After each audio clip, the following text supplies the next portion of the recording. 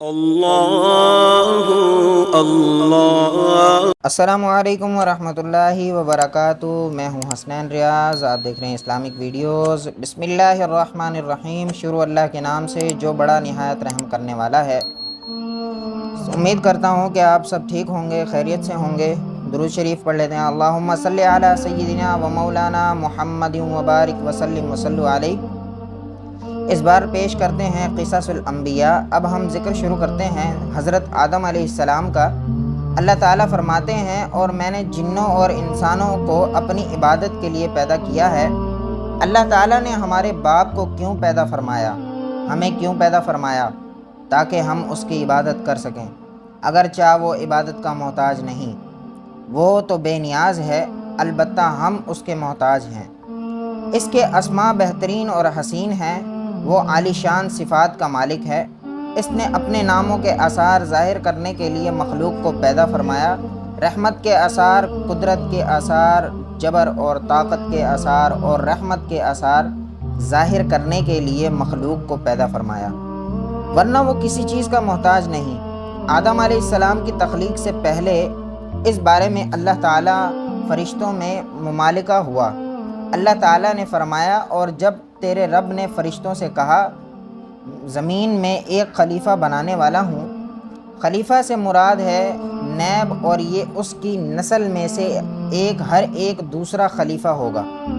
جبکہ سیدنا حضرت ابو بکر صدیق رضی اللہ تعالی عنہ نبی اکرم صلی اللہ علیہ وسلم کے خلیفہ ہوئے۔ یعنی کہ ہمارا ٹاپک ہے حضرت ابو بکر صدیق رضی اللہ تعالی عنہ کا۔ اس میں بھی اللہ پاک نے جب حضرت آدم علیہ السلام کو پیدا فرمایا تو سیدنا حضرت ابو بکر صدیق رضی اللہ تعالی عنہ کا یہاں پر بھی ذکر فرمایا۔ سبحان اللہ۔ اللہ تعالیٰ نے ایک خلیفہ بنانے کا ارادہ فرمایا جو زمین میں حکومت کرے اور اس کو آباد کرے۔ اللہ تعالیٰ نے تمہیں زمین سے پیدا کیا اور اسی زمین میں تمہیں بسایا۔ اللہ تعالیٰ کا ارادہ ہوا کہ زمین کو آباد کرایا، جبکہ جن اس قابل نہیں تھے، کیونکہ اس میں اس قدر دانش نہیں تھی کہ زمین کو پر رونق اور سبز و شاداب رکھ سکے۔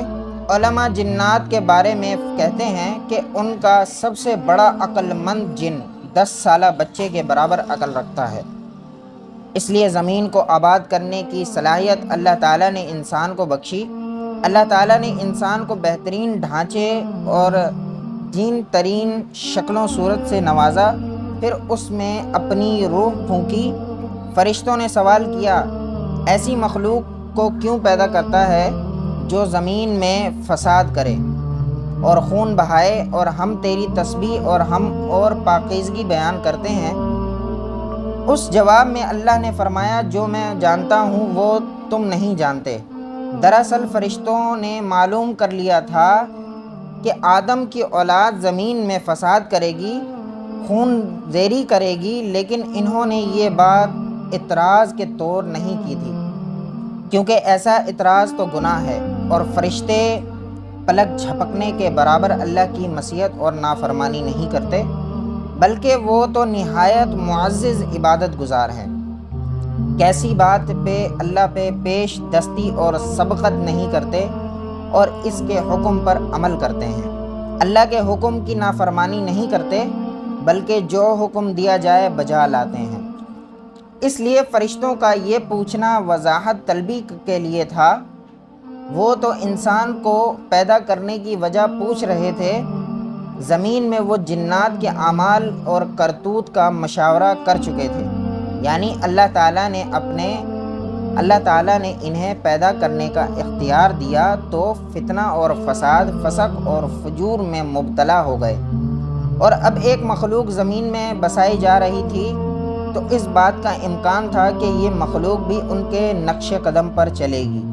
اس لیے فرشتوں نے تعجب اور حیرت کی بنا پر یہ سوال کیا، اور پوچھنے کا مقصد یہ تھا، کیا یہ بھی جنوں کی طرح فتنہ اور فساد کریں گے؟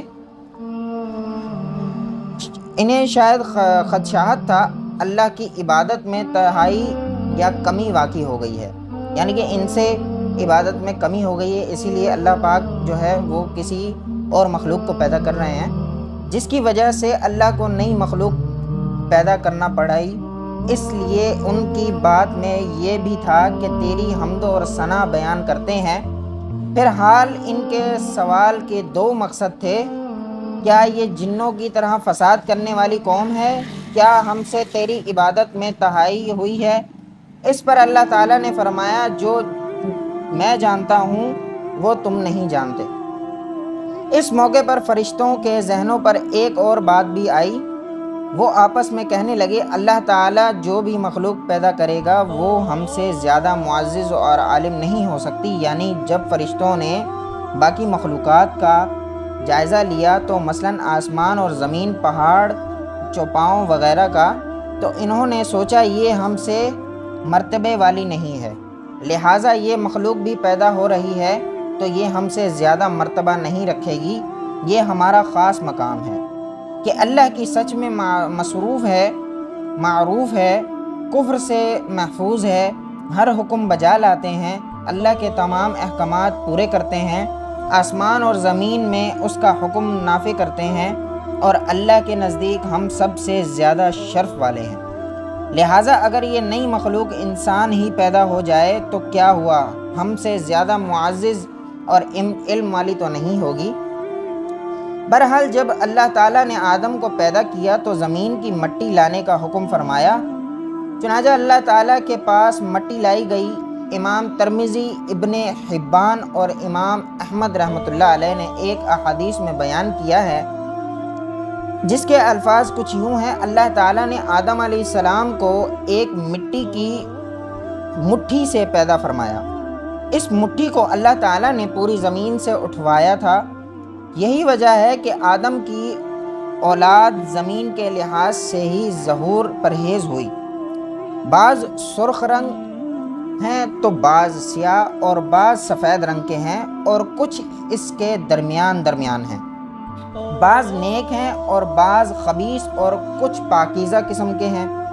انسان کی تخلیق مٹی سے شروع ہوئی۔ اس مٹی کو پانی سے تر کیا گیا تو یہ بیزم بن گئی۔ اسی وجہ سے قرآن مجید کی بعض آیات میں توراب کا لفظ آیا ہے۔ توراب خشک مٹی کو کہتے ہیں، اور بعض آیات تین کا لفظ آیا ہے۔ تین در اور بھیگی مٹی کو کہتے ہیں۔ اللہ تعالیٰ فرماتے ہیں، خلقہ من تراب، یعنی کہ آدم کو توراب کی مٹی سے پیدا کیا۔ مٹی کی عام حالت کو توراب کہتے ہیں۔ جب آپ کے رب سے فرشتوں سے کہا، مٹی سے بشر کو پیدا کرنے والا ہوں، جب اسی مٹی پانی کو بھگویا گیا تو وہ بیس دار ہونا شروع ہو گئی۔ اس لیے اللہ تعالیٰ نے فرمایا، ہم نے انسان کو بس دار چپکنے والی مٹی سے پیدا کیا ہے۔ پھر اللہ تعالیٰ نے اپنے مبارک ہاتھوں انسان کا ڈھانچہ تیار کیا۔ اللہ نے فرمایا، خلقت بیدی، میں دونوں ہاتھوں سے پیدا کیا ہے۔ اللہ تعالیٰ نے انسان کی خلقت فرشتوں کے سپرد نہ کی بلکہ بذات خود اسے تخلیق کے مراحل سے گزارا اور اپنے ہاتھوں سے اس کی تصویر کٹی کی۔ اللہ تعالیٰ نے انسان کو پہلے ایک مورتی کی صورت میں ڈھالا، اس کے بعد ایک مقرر معدر تک چھوڑ رکھا، یعنی کہ مقرر مدت تک چھوڑ دیا تھا، یہاں تک کہ گیلی مٹی خشک ہو گئی اور اس کا رنگ سیاہ ہو گیا، بدبو آنے لگی، پھر وہ کھنکھنتی مٹی میں بدل گئی اور آخرکار آپ پر پگلی ہوئی مٹی یعنی فخار ٹھیکری کی صورت میں اختیار کر گئی، جس سے مٹکے وغیرہ تیار کیے جاتے تھے۔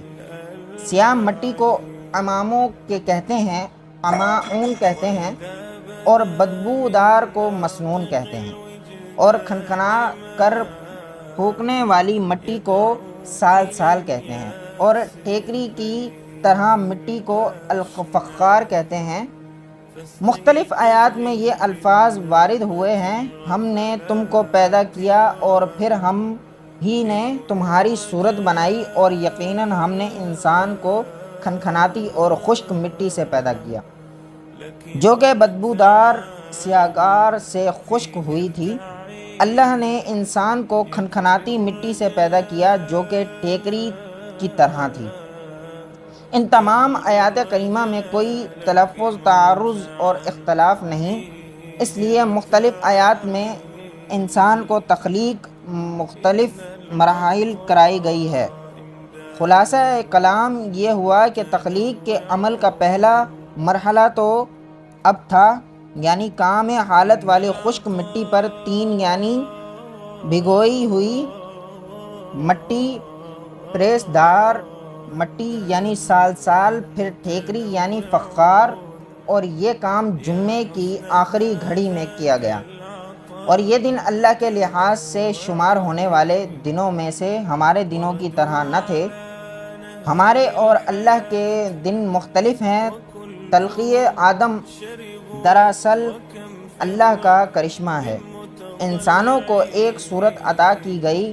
اس مرحلے کا تذکرہ بخاری اور مقصاد احمد کی ایک روایت ہے۔